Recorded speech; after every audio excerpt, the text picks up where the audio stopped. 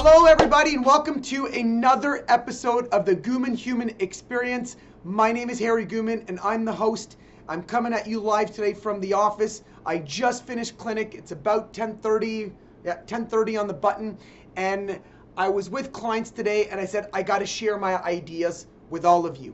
So it's the New Year's and a lot of you are making New Year's resolutions. So I decided to put together some tips and some ideas on how you can design a program for yourself and some of the thought processes I go through when I'm designing a program for one of my clients. So this is the real data and the real information that I've used with my clients to get them to success so that they're able to retain and maintain the information and the results that they're looking for.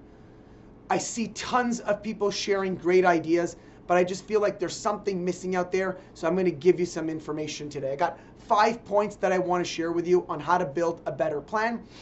So I'm going to get right into them. But let me give you a little bit of disclaimer. If you're a person who already has a coach, or you're already on trend to achieve your goals and you've already got a plan, this isn't for you. If you're looking for information and you are stuck and you don't know how to start your plan and you're all over the place and you're looking for an idea on where to start, then this is going to be for you. So please take a listen. Okay? So I'm going to get into what I would do to build a plan for a client. The first thing I'll talk to them about, and I want you guys to think about, is play the long game. Many people design programs. They're like, oh, I got to lose weight now. I got to lose weight now. And when I ask the client, I say, well, what do you got? Why do you got to lose the weight? They don't have a why. I tell them to relax. Let's play the long game. So what you want to think about is that any resolution that you're making right now, think 30, 60, 90 days. And the reasons why you want to play the long game is because of a couple things. Number one is that it's going to take you time to install that change, and you want to make sure that you practice it so that you're able to do it long term. Okay?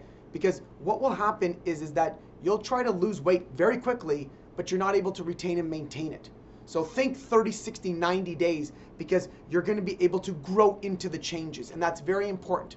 Growing into changes is what's going to take you to success long term so that you don't need to yo-yo diet long term. Pick 3 things and that's it. Pick 3 changes. Don't pick 20 changes. Don't try to change your life in 1 month. In my office, I only have about 3% of my clients who can actually do that tomorrow. Okay? So they're the ones who I say, here's your program, go do it. Aye, Captain, it's done tomorrow. Only 3% of my clients can actually do that. Okay? So what we actually suggest is, and we're actually designing a new program that we're going to be helping people, is we design a 3-point nutrition change. So 3 things that you could change that will give you a high return on investment is what you want to look at. Because remember, if you change too much, you'll fail.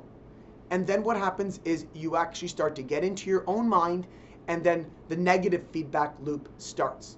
So what you want to think about are, what are some changes that you know you're going to be able to do that's going to create the success feedback loop, because you're playing the long game.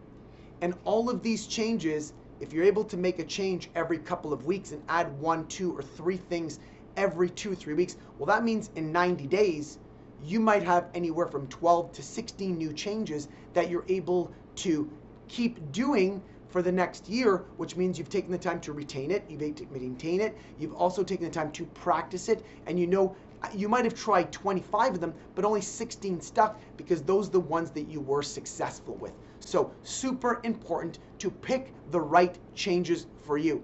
Now, I've got 10 examples of what I would do with a client if I saw their assessment form and I saw their food logs.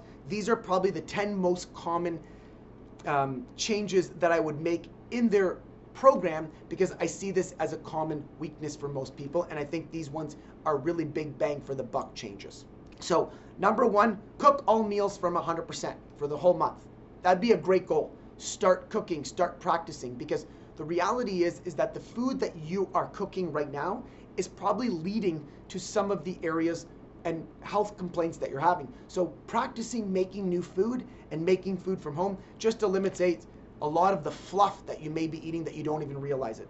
Number 2, eat breakfast. That could be a great goal. Many people skip breakfast. right? Research shows if you eat more calories throughout the day, throughout the morning, you actually burn more throughout the day. So, and you'll eat less at the end of the day. So it could be just as simple as eat breakfast or eat lunch, right? Through 3, drink 2.5 to 3 liters of water a day. 4, eat vegetables at every meal. 5, eat protein at every meal. 6, bring lunch to work with you daily. So make your food, bring your lunch, pack it. Then you know that you're probably not going to go and eat fast food because you're running around, you're stressed at work, you skipped a meal, and now you're starving, you might eat anything. So packing lunch can be a huge change. Sleep 7 hours nightly. Exercise just for 10 minutes. That's a big one. A lot of people aren't training and they aren't exercising. Like, I'm going to go to gym 5 times a week. Okay, so how long are you going to do that for? I don't know. So don't plan for failure, plan for success. So doing exercise for 10 minutes could be a great thing. Clean out your cupboards. Take out all of your junk food, cookies, processed food, take them and throw them out. That could be a great change. 10, make a meal plan for the week so that you know what you're eating. Those are changes that we make for our clients that are successful for them because we're picking 1 to 3 of those changes every couple of weeks, but they're able to practice them, and then the big thing is they're able to take the time to feel the difference.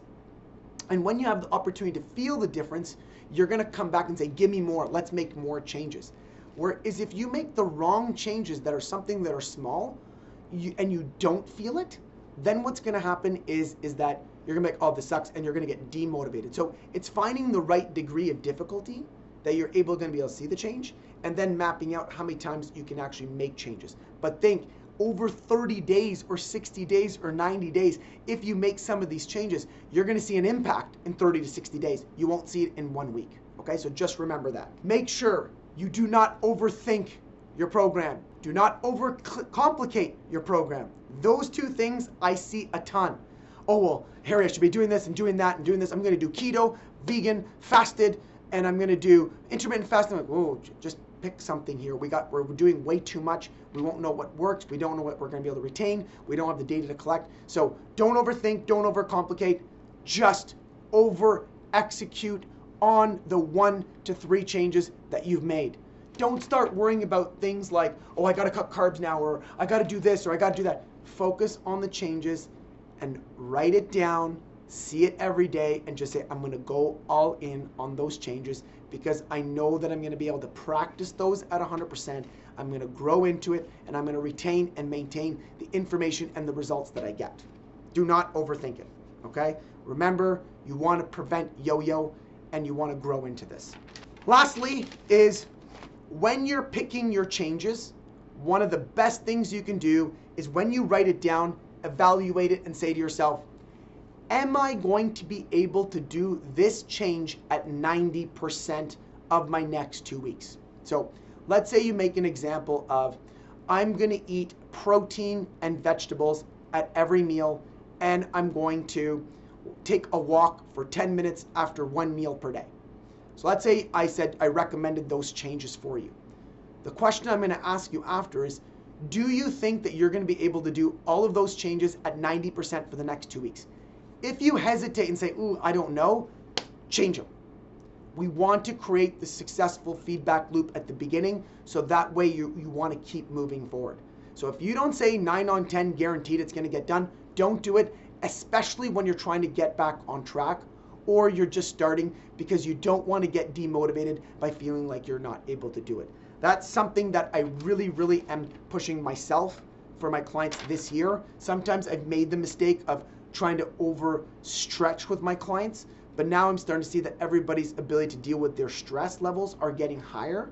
And because we're just coming off the holidays and there's lack of routine, people are tired, they're fatigued, we want to make sure that we don't burn them out right from the get-go. So really just say to yourself, hey, can I do this at 90%? No. Guess what? I'm probably not going to do this change right now. But guess what? In 3, 4, 5 times cycles away, you're probably going to be able to do it because you'll have your energy back. You'll have your digestion back. You're in a routine. You've got systems. You've practiced. You've got some kind of routine that you've developed that you can handle now things that are more difficult. As I always tell my clients, never start with the program you need to finish with. Start with the program that's going to get you going in the right direction. Lastly, what I want to leave you with is enjoy the process. It's a part of rebuilding you. Focus on the rebuild. Don't focus on the immediate results. So that's why you want to think about the 30, 60, 90 days. Make sure that you choose to be better every day. Anytime you're making a change, there's going to be that one time that you fail at it just because something happened or life took over. It's okay. Just you're choosing to be better. Follow through at it. Bring your best every day and be honest with yourself. Don't let yourself off the hook. As David Goggins says, look at the accountability mirror and talk to yourself. And it's okay to get a little pissed off with yourself, but don't get sad about it. Just get it done. Go for it. You deserve all the results. You deserve to feel better. Don't tell yourself otherwise. And I hope that some of these ideas resonate with you. I hope that they help you. And the only thing I can really tell you is that if you're very confused and you don't know where to start, you're overthinking to the point where you fail every week and you feel like you're crying or you're upset, to be honest, just go get a coach. There is somebody out there that you're going to be able to interview and that you're going to connect with and that's really going to resonate with you and that's going to give you the capacity to achieve your results. You may not need a coach forever, but sometimes in the beginning, it's really nice to have someone to bounce ideas off. And just remember that as a coach, we're not here to judge you. We're here to observe with you. We're here to have a discussion. We're here to put changes together for you that we know that you're going to be able to succeed, because the truth is coaching is so important. If you're always in your own head and you've done a lot of ups and downs with your nutrition and you just haven't been able to get through certain humps, sometimes a coach can just support you through that. So reach out to somebody, get somebody to help you.